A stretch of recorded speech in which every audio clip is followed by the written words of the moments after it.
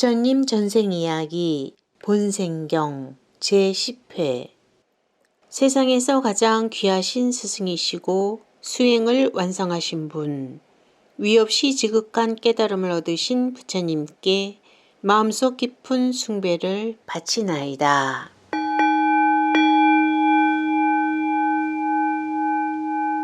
오늘은 오랜 인연 이야기 중에서 소제목으로 수루치 바라문, 수마나 부처님, 레바타 부처님, 소비타 부처님, 아누마다싱 부처님에 대한 내용을 소개해 드리겠습니다.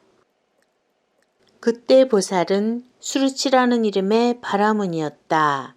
그는 어느 날 세존을 모셔야겠다고 생각하고 부처님 계신 곳으로 가서 미묘한 설법을 듣고 나서 여쭈었다.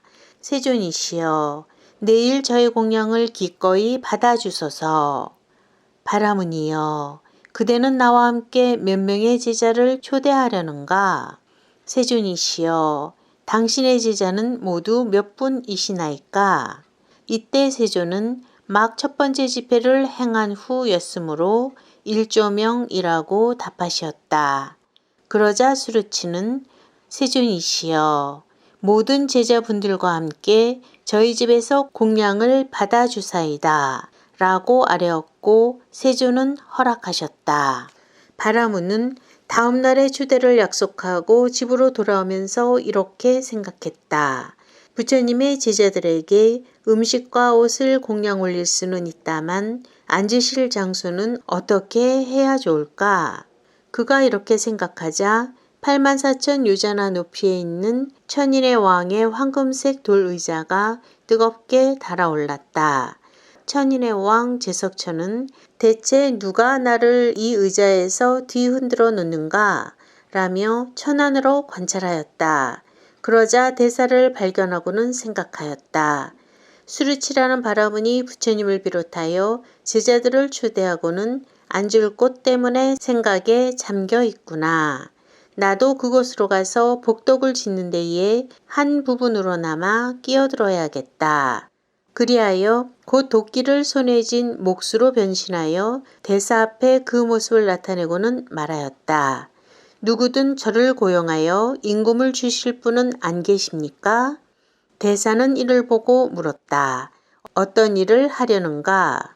제가 하지 못하는 일은 없습니다. 집에서나 도량에서나 주인을 위해 만들어야 할 것은 무엇이든 만들고 있습니다. 마침 내게 일이 있다네. 주인이시여, 그 일이란 대체 무엇입니까? 내일 나는 1조의 불제자님들을 모시고자 하는데 그분들이 앉으실 임시도량을 지어야 하지 않겠는가? 만약 주인께서 제게 수고비를 주신다면 제가 그것을 만들어 드리겠습니다. 물론 지불하겠네. 그러시다면 제가 지어 드리겠습니다.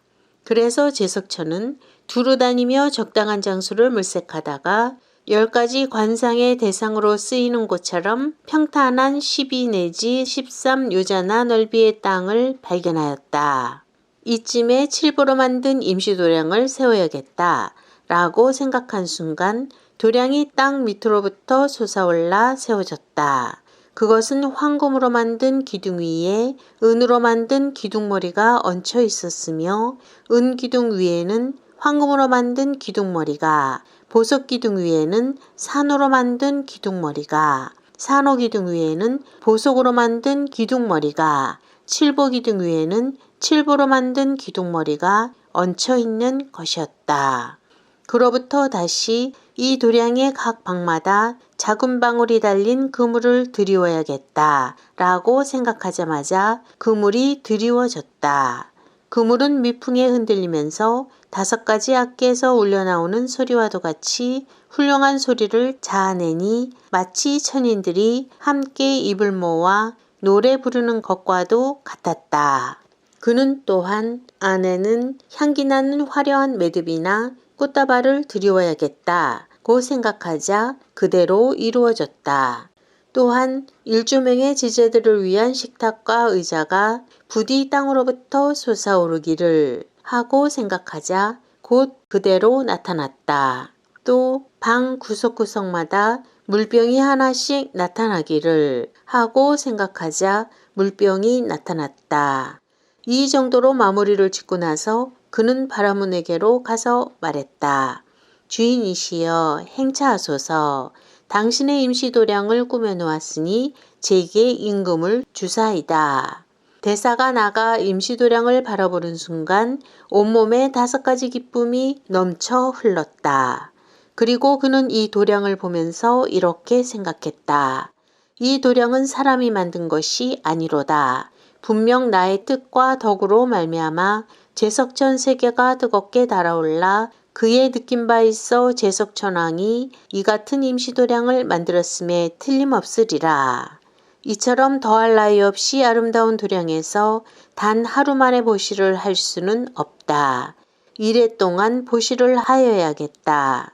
거칠애뿐인 보시는 아무리 풍족하여도 보살의 마음을 기쁘게 할 수는 없어 화려하게 꾸민 머리를 잘라내고 향유를 바른 눈을 도려내었으며 심장의 살을 갈갈이 저며내어 보시했을 때에야 비로소 보살은 보시로 인하여 스스로의 마음이 흡족해질 수 있었다.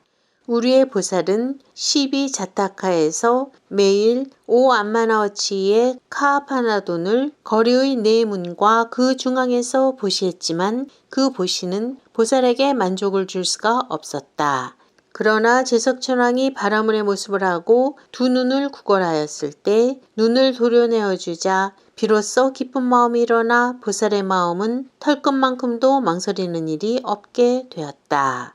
이와 같은 보시에 대해 보살은 실증을 낸 적이 없었다. 그리하여 대사도 또한 나는 이래 동안 일조에 달하는 불제자님께 보셔야겠다 라고 생각하고 이 도량에서 이래 동안 연일 우유죽을 보시하였다. 사람의 힘만으로는 이 죽을 나를 수 없었던 까닭에 천인도 그 틈에 섞여 이를 도왔다. 12 내지 13요자 나이의 장소도 그 제자들을 모두 들이지 못했기에 이들 제자들은 각각 스스로의 위신력에 의해 자리 잡았다. 마지막 날 제자들의 발울을 씻고 그 속에 약품으로 쓰이는 버터기름, 딱딱한 버터, 꿀, 설탕 등을 넣어 3가지 옷과 함께 보시하였다. 제자들 가운데 가장 나이 어린 비구가 받은 법의 조차도 10만 금의 가치에 달하는 것이었다.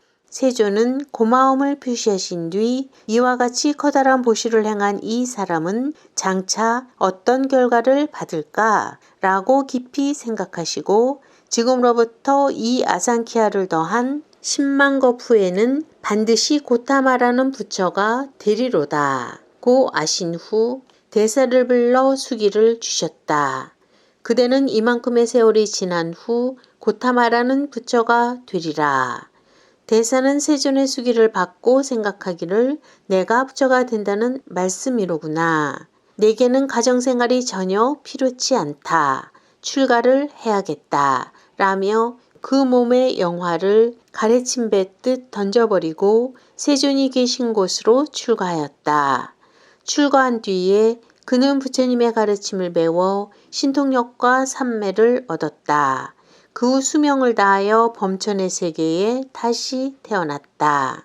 이 맘가라 부처님의 고향은 우탈라라 하며 아버지는 우탈라라는 왕족이고 어머니는 우탈라라는 왕비였다. 수데바와 담마세나 두 사람이 으뜸가는 제자였고 팔리타가 시자, 시발리와 아소카가 으뜸가는 비구니 제자였다. 나가나무가 깨달음을 얻으신 나무이며 부처님의 키는 88헥타였다. 9만 년의 수명으로 열반에 드시자 1만 큰 세계가 일시에 전부 칠흑 같은 어둠 속에 빠졌고 사람들은 매우 슬퍼하였다. 콘단야 이후에 망갈라라는 스승께서 나오시어 세상의 어두움을 몰아내고 진리의 횃불을 밝히셨다. 이렇게 1만 큰 세계를 칠흑 같은 어둠으로 만들고 열반에 드신 세존 이후에 수마나라는 스승께서 세상에 나오셨다.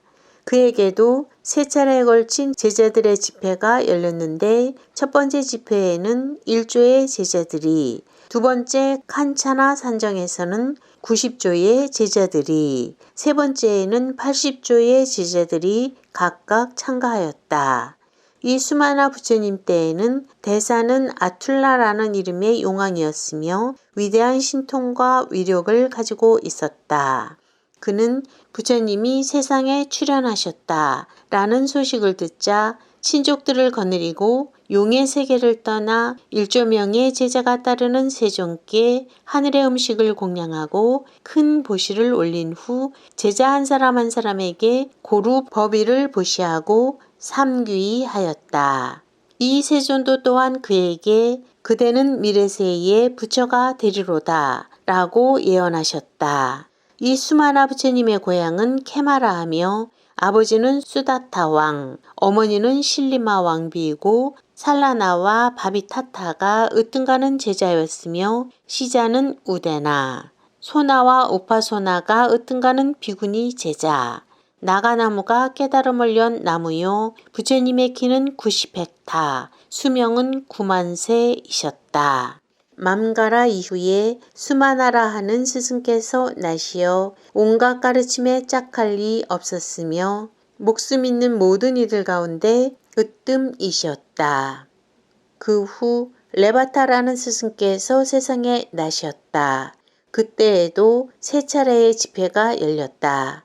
첫 번째 집회에서는 모여든 사람의 숫자를 명확하게 헤아릴 수 없었고 두 번째에는 1조의 제자들이, 세 번째에도 또한 1조의 제자들이 모여들었다. 이 레바타 부처님 당시 보살은 아티데바라는 이름의 바라문으로 세존의 설법을 듣고 삼귀하였다. 그는 두 손을 머리 위에 모으고 이 부처님이 번뇌를 모두 끊으셨음을 찬탄하며 가사를 올렸다. 이 부처님도 또한 그대는 부처가 되리라 고 수기를 주셨다. 이 레바타 부처님의 고향은 수단야바티라 부르며 아버지는 비풀라 왕, 어머니는 비풀라아 왕비, 바루나와 브라오마데바가 으뜸가는 제자였으며 삼바바가 시자였고 바따와 수바따가 으뜸가는 비구니 제자이며 나가나무 아래에서 깨달음을 여셨다. 이 부처님의 키는 80헥타, 수명은 6만세이시었다. 수마나 이후에 레바타라는 스승께서 나시어 비할 바 없이 뛰어나시니 위없는 승리자이셨다. 그 후 수비타라는 스승께서 세상에 나셨다. 그때에도 세 차례에 걸친 제자들의 집회가 열렸는데 첫 번째에는 10억, 두 번째에는 9억, 세 번째에는 8억의 제자들이 참가하였다. 이 소비타 부처님 당시 보살은 아지타라는 바라문으로 세존의 설법을 듣고 삼귀하고 부처님을 비롯하여 제자들에게 커다란 보시를 하였다. 이 부처님도 또한 그에게 그대는 부처가 되리라 라고 수기를 주셨다. 이 소비타 부처님의 고향은 수단마이며 아버지는 수단마 왕, 어머니는 수단마아 왕비, 아사마와 수네타가 으뜸가는 제자였으며 아노마가 시자, 나쿨라와 수자타가 으뜸가는 비구니 제자였다. 나가나무 아래에서 깨달음을 여셨으며 이 부처님의 키는 58헥타, 수명은 9만세이셨다. 레바타 이후에 수비타라는 스승이 나시어 마음의 평온함을 얻으시니 마음이 고요히 잘 쉬었음에 피할 바 없었고 짝할 리 없었다.